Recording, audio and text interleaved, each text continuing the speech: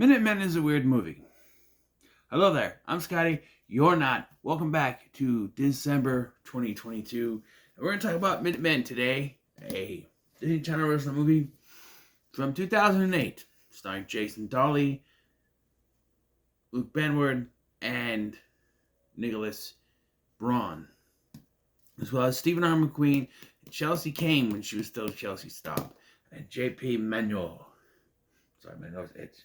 It's the story of three teenagers who discover the ability to time travel and decide to use their powers to go back in time and help people, correcting mistakes that have happened. So there it is. This movie is a bit of a weird one. The DVD brags of an extended ending, and wow, this extended ending. I don't get it, but we'll talk about it. So we start all the way back in 2004, because this is their freshman year. And we meet Virgil, played by Jason Dolly, and his two friends, Derek, played by Stephen R. McQueen, the grandson of Stephen McQueen. Yes. And Stephanie, played by Chelsea, not Kane, Staub here. Her last name is Staub at this point. But, yeah. And they are aiming to be on the cool spectrum, be cool. Derek's going off for the football team, and Stephanie is going to be in the cheer squad. Virgil decides she's just going to try to be funny. And then along comes Charlie. He's a kid who at this point should be 10 years old, because later they outright say that he's 14. So he should be 10 years old here. However, they did not have a different actor play the role. It's the same actor. And you tell me he did not grow in 4 years? Oh, by the way, how do they make other characters look younger? Well, Virgil has a backwards hat on, which I would say was already out of style in 2004, but I still wear it, so it's always in style. And braces. Derek's hair is combed down, and Stephanie has pigtails. That's it. That's all they do to make them look younger. And Luke Benward looks exactly the same. Yeah. So Charlie, played by Luke Benward, is on his rocket car and interrupts football tryouts, and the football players start to gang up on him. Virgil, quite rightfully so, interrupts this and tries to stop him, but they both get pulled away and hung up on a school statue dressed like cheerleaders. 4 years later, now in senior, he is still labeled a geek, with hanging out with Charlie, and Charlie, Chester, and Eugene are the nerds here. And they come into play later. So Charlie says that his rocket car was just the beginning, and he's come up with the idea for time travel. Now, Virgil is no longer friends with Derek and Stephanie because they become popular.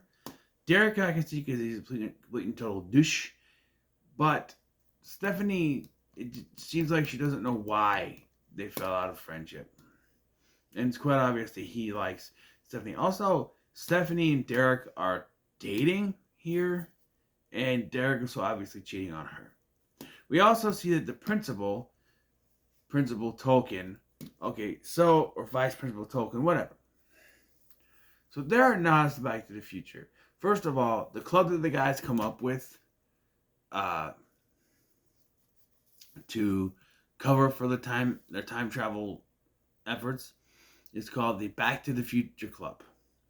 Back to the Future Fan Club. Back to the Future Fan Club. And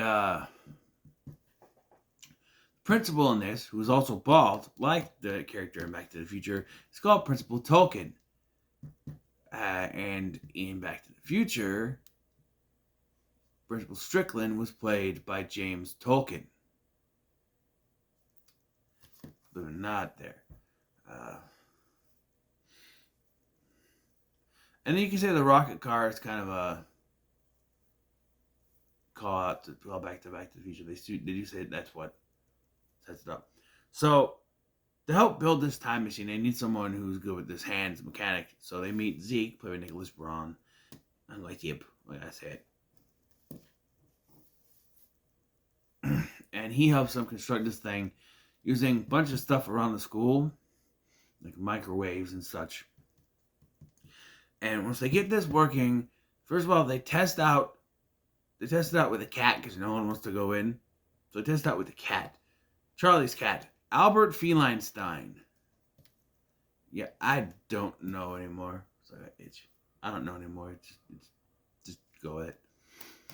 And they, decided that if it works, Virgil gets to do whatever he wants first, right? So Virgil's first choice is to try to win the lottery. Keep in mind, none of them are 18 yet, although we're 21. Because if they're seniors, 2 of them should be 18. It's been 4 years, right? And maybe you have to not have the birthdays yet. So maybe you have to be 21 to do it. I don't know. So, first of all, they need someone to watch the time machine just in case something happens while they're back in time. So, right on time, that summons Jeanette, this girl who was introduced earlier who has a thing for Charlie, despite being obviously older than him, but whatever. And so reluctantly, on Charlie's part, they elect her.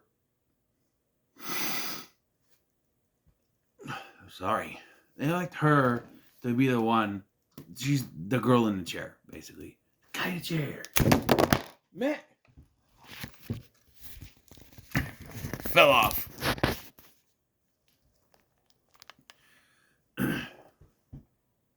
She's the girl in the chair. So,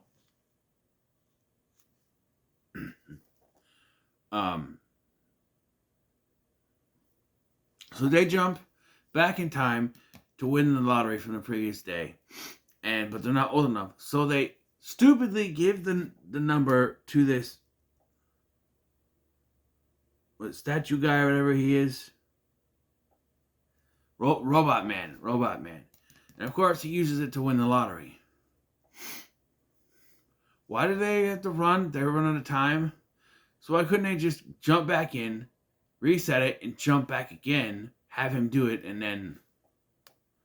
I don't know, but they say that and he wins the lottery, and that's what happens. This is when they decide to use it to save people because Chester, their friend Chester, has his clothes taken by the jocks, hidden from him. So he comes out in a towel, all embarrassed. So they travel back in time, and they give him new clothes. However, instead of just giving him more clothes that look like his, they give him what's supposed to be cool clothes. There's a hat and jacket and stuff. I'm like, why don't they just give him clothes similar to his? Why you guys are like that? I don't know, but this is changing things. So the principal, I should mention, before this, has said not to disturb the status quo, to mess with anything, because he won't even stand up for the kids being bullied, because he believes that is what's supposed to happen.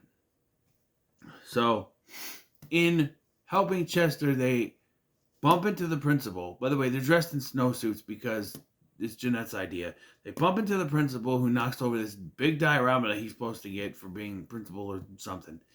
And that's what he puts on a war.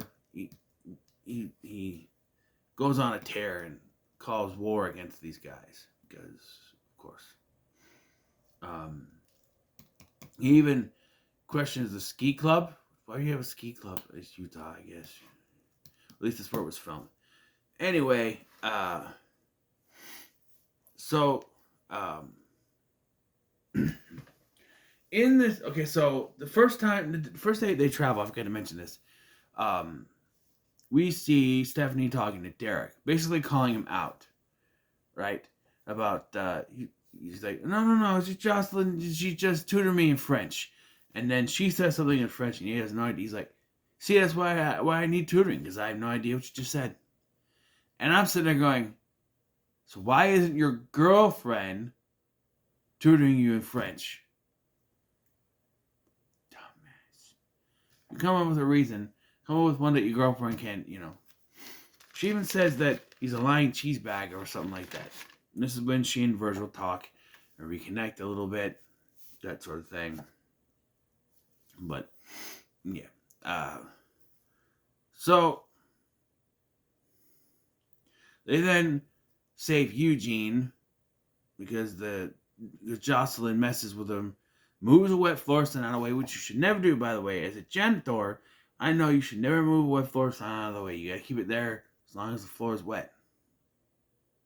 But she moves it, and he slips, and it causes, him to spill everything.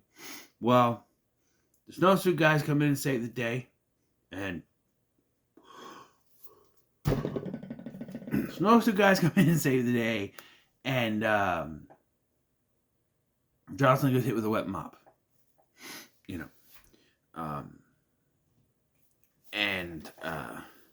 So then we get a montage of them saving people, right? Cleaning up drool. For some reason that's embarrassing, I guess. And other stuff. And you have the principal coming after them. Eventually, though, the FBI are warned about this. And I used to think that it was out of order the way this happened. But maybe I'm just seeing it wrong. It feels like they should be following them yet, but they are. I don't know.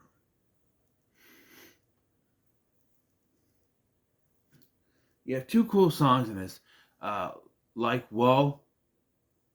And roller coaster ride. Then had to find the side. Whoa, whoa. By Ali and AJ. And then Push It to the limit. By Corbin Bleu from High School Musical, But, yeah. So, Stephanie talks to Virgil and tells him, hey, I'm a shoo-in to win this scholarship thing for college. And I just gotta show how good I am at the cheer thing. The next day, though, when they show up, they find out that she injured herself. So Virgil talks the guys into going back and saving her, but tips his hat when he tells her, get out. She figures out that it's them from that, but thinks that they're psychics instead of time travelers. Which makes more sense. Time traveler part does. The psychics doesn't. But she immediately tells Derek about this. Because there's a football game. She doesn't immediately tell him. There's a football game that they are recording stuff at. And because Chester comes running out, streaking in his underwear, so it's not really streaking. But it comes out running around in his underwear.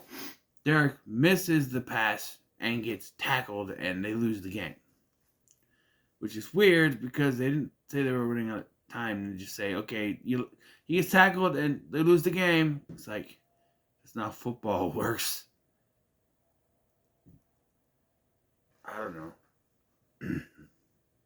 But because of this, she brings Derek to him and tells him everything, right? And so he asked him to go back and change it. The other guy's like, no, we can't do that. We're being watched. We think we're being watched. We can't do it. It's going to cause damage to the space-time continuum. We can't do it anymore. And I said, well, technically it was our fault. Chest streaking around is because we gave him the newfound confidence, which there's an issue with this. Like, yes, it helps the narrative, but like, I never liked the fact that the nerds just start acting all cool because the snowsuit guys saved them. I don't know. It's just kind of stupid. But so they go back in time and save it. But we don't get to see them fix it. They just go in. Jeanette looks at the newspaper and it changes. But Virgil took the videotape that he recorded of the original incident, so it still exists. So that's a time travel mechanic that works here. Eventually, the FBI find them somehow. They know it's those three. I guess they probably found Charlie, hacked it in or whatever. And they tell them that, apparently they were working on time travel since after the moon landing, which I believe is bullshit. I don't think they were on time travel for anything. It didn't work, but now they figured it out. But they deny it and say, "Oh, you can't. You have nothing to hold us here." Which didn't they hack in and find Charlie that way? I don't know. But and it's outside here that we get the third act breakup. Oh.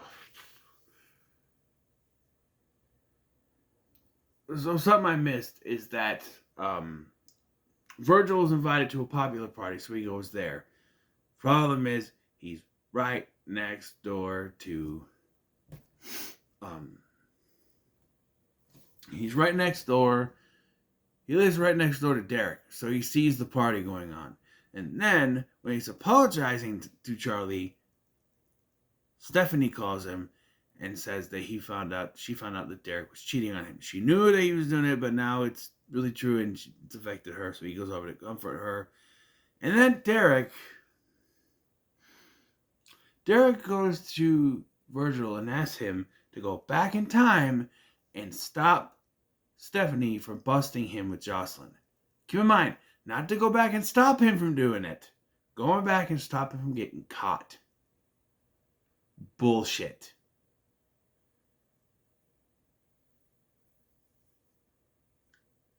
This guy.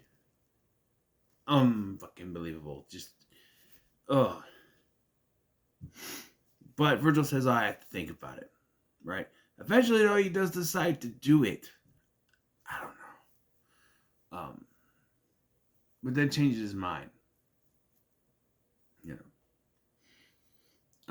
Because he wants to be with Stephanie. But Charlie realizes that there's a black hole which has taken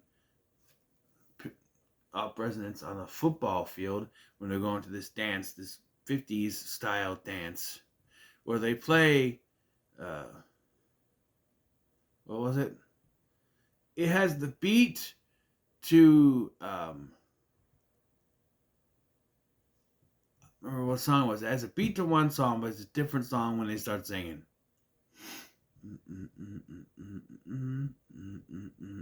No. I don't know. But this is when the government shows up. We get a joke with FBI and the CIA. Bureau of Weights and Measurements. Next time you should go first. I do like that. So they decided they have to go back in time, backwards, and reverse it, and reverse the wormhole so it doesn't affect anything. This is where basically Virgil and Stella are kind of solidified as going to be together, and Jeanette kisses Charlie, and then Zeke has his two little girls, not little girls, but two teenage girls that like him. And Derek somehow still thinks he's going to change the getting caught. I don't know. But they go back and they somehow end up back in 2004. At the whole beginning of the situation. This is where it gets confusing for me. Before they say you can only go back 48 hours. But now, because it's linked to the rocket cart that he had, they go back there. Virgil then decides he's going to try to change everything, right? And make it so he's popular. The only issue with this is, and it's a big one, now that they have discovered time travel, this is a fixed point. So if he stops himself from getting picked on, stops himself doing that and get picked on and everything, then that changes everything. He would have never met he would never been friends with Charlie, and never would have met Zeke, and Zeke would have never come to him for time travel stuff. That causes a paradox. It's a flashpoint, actually. It would change too many things to do that. But he decides to try to anyway, even though Charlie and Zeke are both like, no, don't do it. Listen. And he goes there, and I'm sorry, but he takes too damn long, all right? Because he's arguing with them, and as he goes to go down, they've already got Charlie and Virgil, and they're going to take them somewhere. He's already intervened. He's already too late. But then he sees Derek, after Derek said earlier that he tried to stop them, he actually instigated the thing and was the one who came up with the idea of dressing them with the makeup and everything. So this changes his mind, and he uses the rocket car. Another paradox, because they get on the rocket car and they go through the wormhole with it. It burns up and only a tire is left. Didn't Charlie say that the rocket car was how he was able to figure out time travel? Now, however, because of where they land, that might have explained it, but they end up landing on the same day they first time traveled. So, it may be because, they never come up with a reason why they did. It may be because the rocket cart was destroyed, so they weren't able to make the thing, and it's easier to just do it this way instead of changing the future. I don't know. But we see the scene again where Derek tries making an excuse for Jocelyn, and, basically Virgil calls him out and tells him he's a jerk, and then talks to Stephanie, and they sort of start something. And then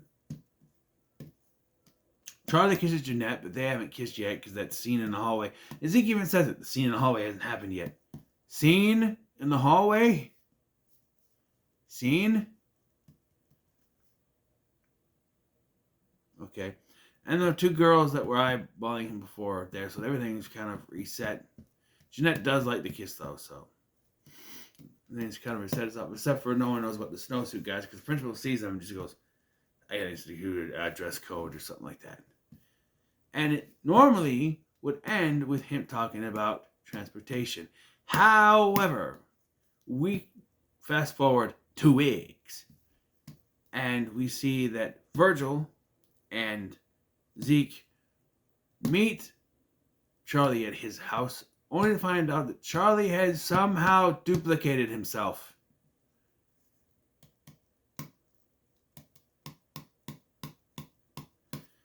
So wait, there's 2 sequel teases with 2 different experiments?